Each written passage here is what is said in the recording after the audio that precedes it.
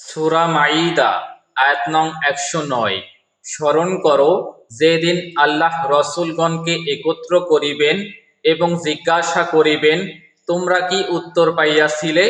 তাহারা বলিবে, এই বিষয়ে আমাদের কোনো জ্ঞানই নাই, তুমিই তো অদৃশ্য সম্বন্ধে সমক্ষ পরিজ্ঞাত। আয়াত নং ১১০।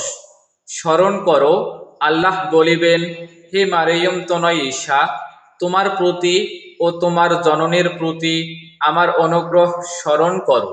পবিত্র আত্মা দ্বারা আমি তোমাকে শক্তিশালী করিয়াছিলাম এবং তুমি দোলনায় থাকা অবস্থায় ও পরিণত বয়সে মানুষের সঙ্গে কথা বলিতে।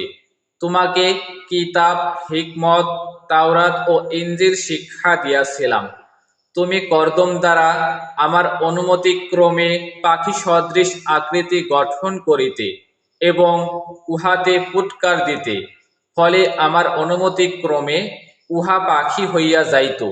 জন্মান্ধ ও কুষ্ঠ ব্যাধিগ্রস্তকে তুমি আমার অনুমতিক্রমে নিরাময় করিতে এবং আমার অনুমতিক্রমে তুমি মৃতকে জীবিত করিতে।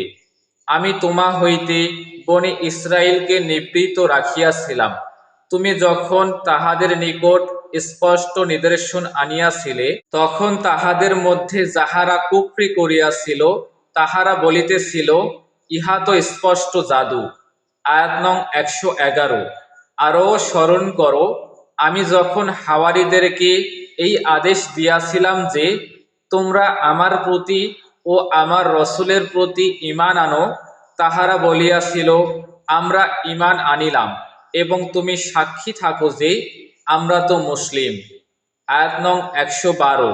স্মরণ করো হাওয়ারীগণ বলিয়াছিল, হে মারিয়ম তনয় ঈসা, তোমার প্রতিপালক কি আমাদের জন্য আসমান হইতে খাদ্য পরিপূর্ণ খাঞ্চা প্রেরণ করিতে সক্ষম? সে বলিয়াছিল, আল্লাহকে ভয় করো যদি তোমরা মুমিন হও। আয়াত নং ১১৩। তাহারা বলিয়াছিল, আমরা চাই যে উহা হইতে কিছু খাইব ও আমাদের চিত্ত প্রশান্তি লাভ করিবে, আর আমরা জানিতে চাই যে তুমি আমাদেরকে সত্য বলিয়াছ এবং আমরা উহার সাক্ষী থাকিতে চাই। আয়াত নং ১১৪। মারিয়ম তনয় ঈসা বলিল, হে আল্লাহ আমাদের প্রতিপালক, আমাদের জন্য আসমান হইতে খাদ্যপূর্ণ খাঞ্চা প্রেরণ করো।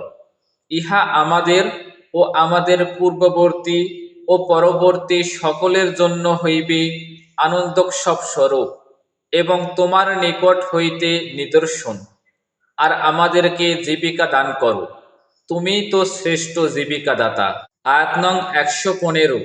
আল্লাহ বলিলেন, আমি তোমাদের নিকট উহা প্রেরণ করিব, কিন্তু ইহার পর তোমাদের মধ্যে কেহ কুফরি করিলে তাহাকে এমন শাস্তি দিব যে শাস্তি বিশ্বজগতের অপর কাহাকেও দিব না।